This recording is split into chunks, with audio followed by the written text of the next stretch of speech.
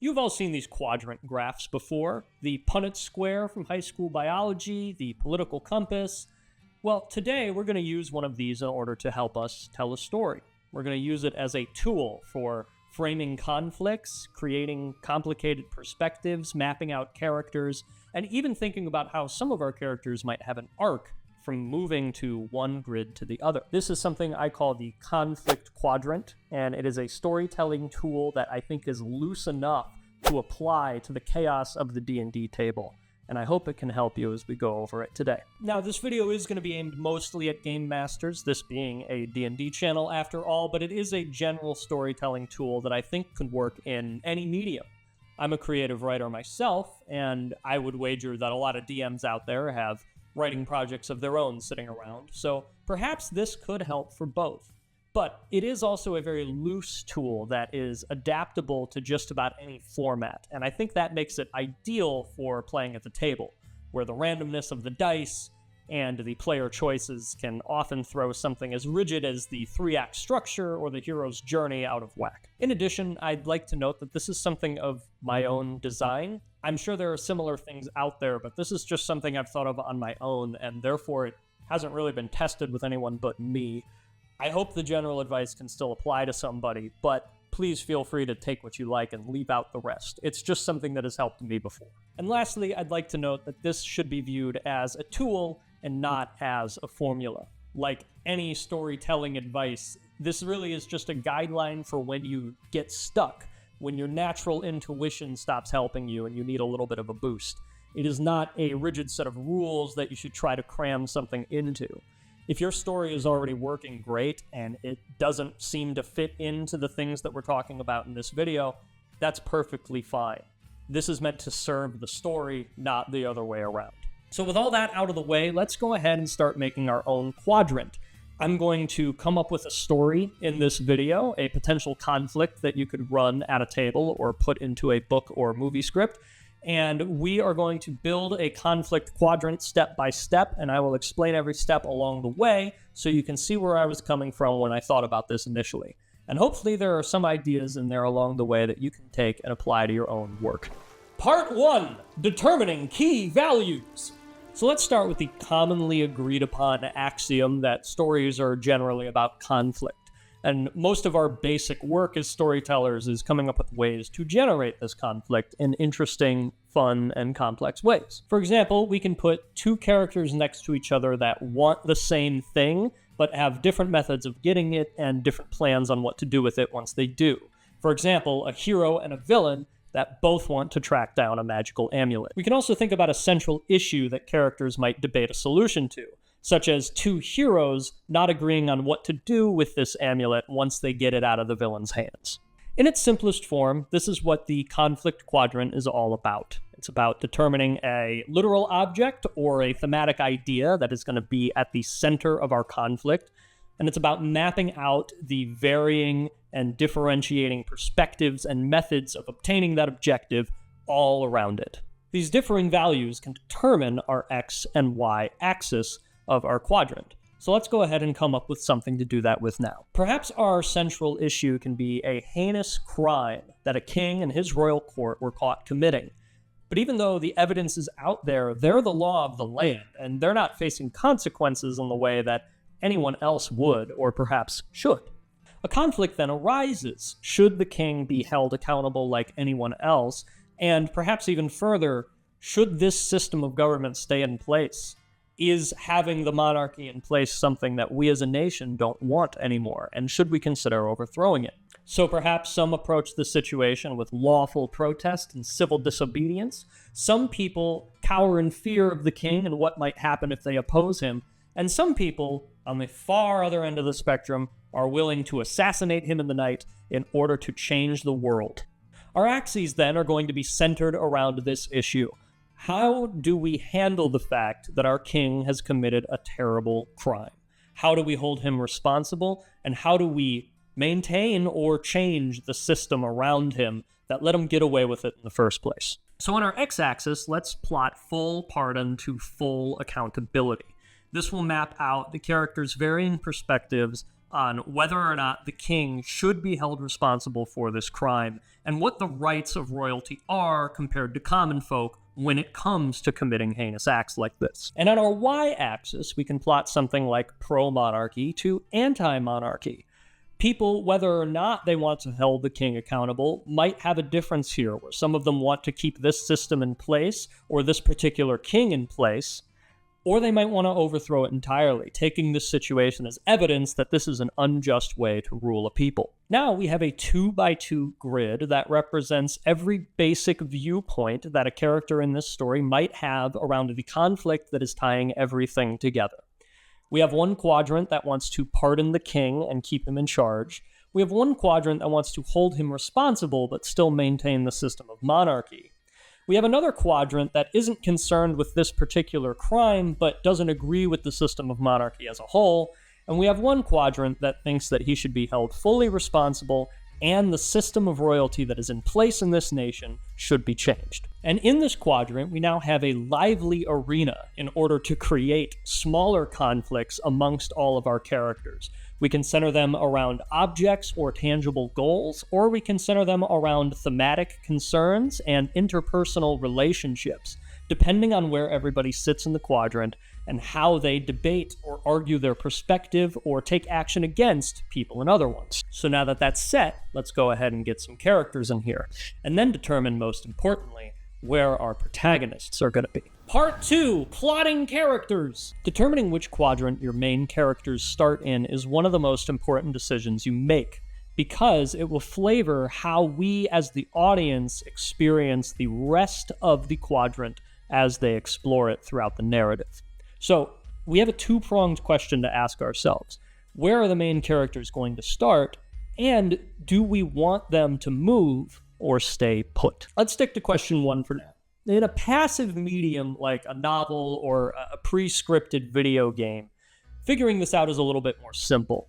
In a tabletop, however, our players and our characters, whether together or separately, are free to view things however they like, grow or not grow, make whatever decisions they want about how they view the issues we're presenting them with. So for the purposes of a D&D game, we don't want to think about this like we're locking them into one quadrant, but we can think about how the conflict is framed when it's first presented to them.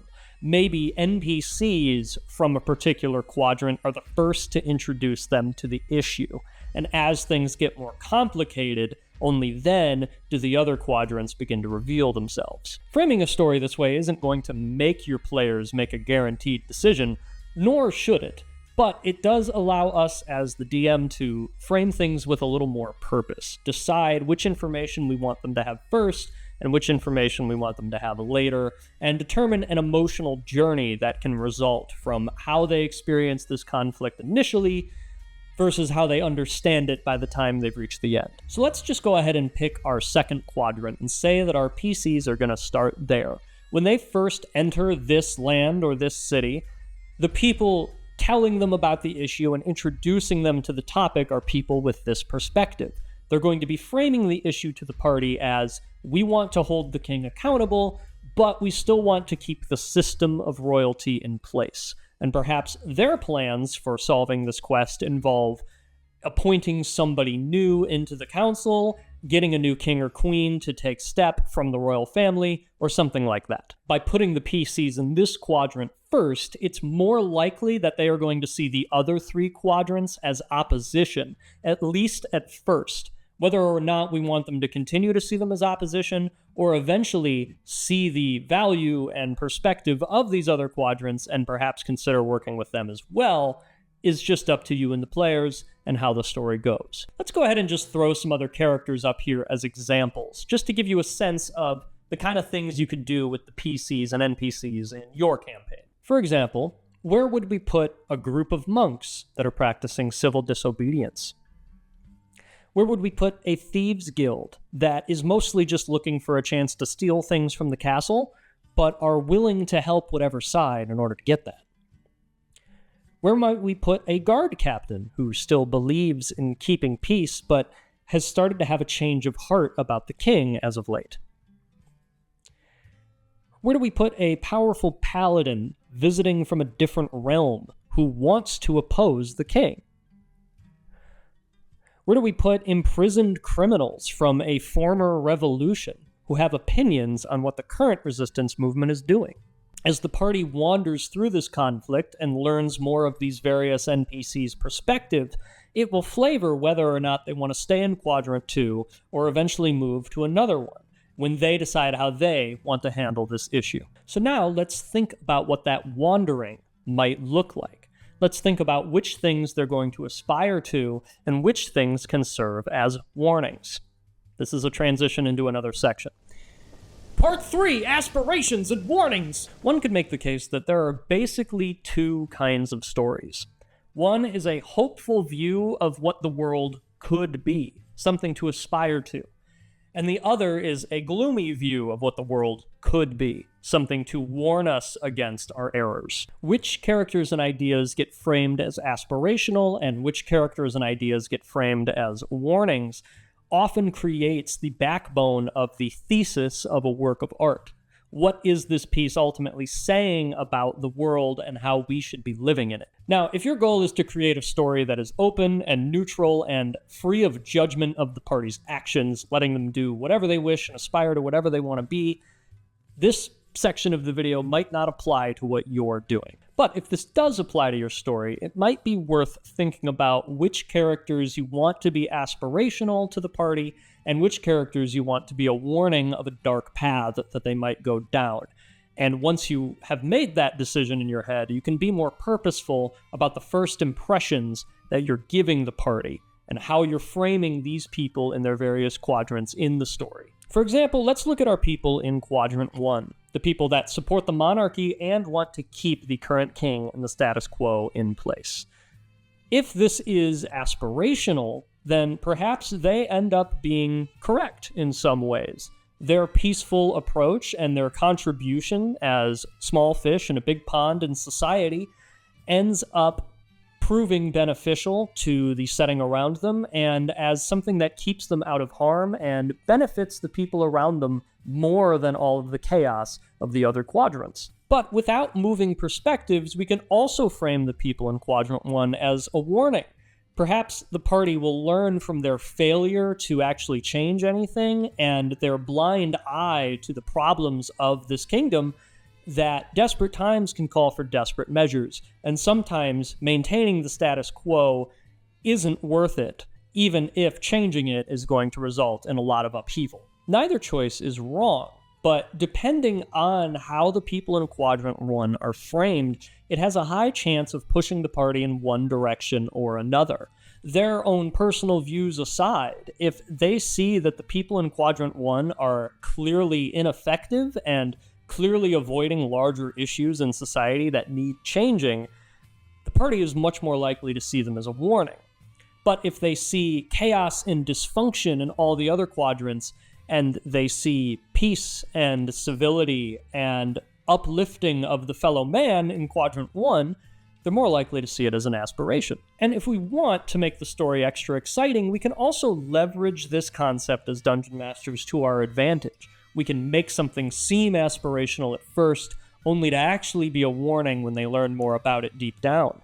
And we can do the reverse. Have a section of our conflict quadrant seem absolutely unappealing to the party, only for them to see a greater wisdom or truth later on down the road. Again, in a game like D&D, it might be more useful to take a hands-off approach, to just let your party experience all four corners of this conflict and decide what they want to do on their own without any sort of judgment or weighing of the scales. But it is worth considering how you can use the concept of aspirations and warnings to frame the first impressions that your party gets of all four corners of the conflict, and how this might influence the complexity and the drama that can result, or the surprises you can give them when somebody they thought trustworthy turns out not to be, and someone they thought unsavory turns out to be more than meet the eye. And finally, let's talk about moving from one quadrant to the other.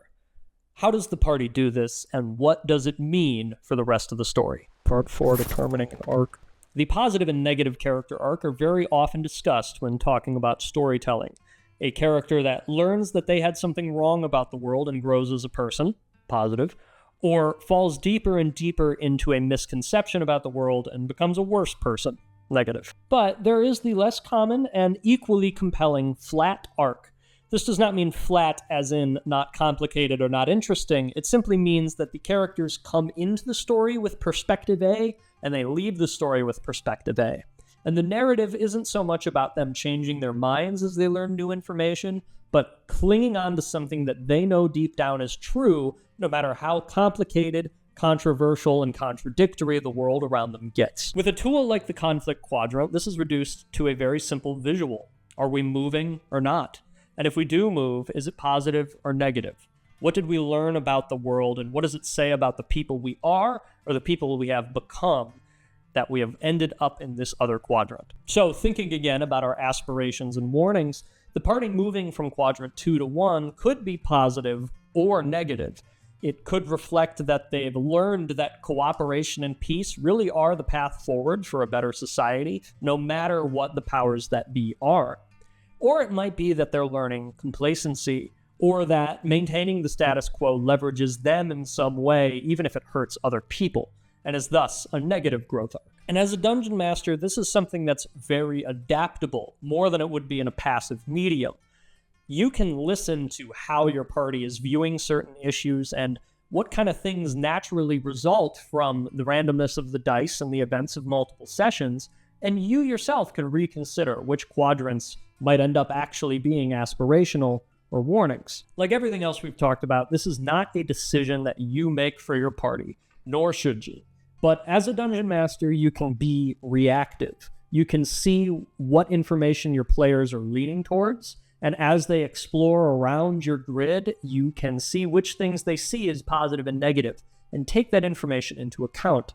You can look at your quadrant in between sessions and consider, have any of these NPCs actually moved based on the actions of the party?